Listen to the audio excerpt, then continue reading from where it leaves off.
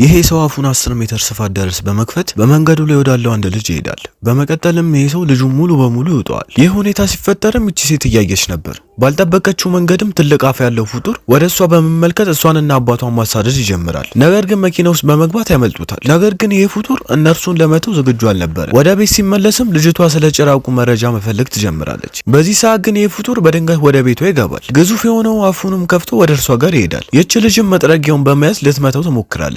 ነገር ግን ይሄ ጭራቅ በቀላሉ ይነጥቃታል። አደጋ ላይ መሆኗንም በመገንዘብ ወደ በሩ ሮጠች። ፍጡሩም ሳይቸኩል በዝግታ ይከተላታል። ለደህንነቷም አባቷ ወዳለበት ክፍል ትሮጣለች። ይህ ፍጡር ግን የሚያቆም አይነት አልነበረም ነበር። አባቷም ካሁን በኋላ መደበቅ እንደማይችል በማወቁ ፍጡሩን በቀጥታ ምን እንደሚፈልግ ጠየቀው። በሚገርምም ሁኔታ የጭራቅ ተንበርክኮ አፉን በመክፈት ልጅቷ እንድትመጣ ምልክት ይሰጣታል። አባቷን ለማዳን ብላም ይች ልጅ በፍርሃት ወደ አፉ ውስጥ ትገባለች። አባቷም ሊያወጣት ይሞክራል። ነገር ግን እሱም ወደ ውስጥ ይገባል።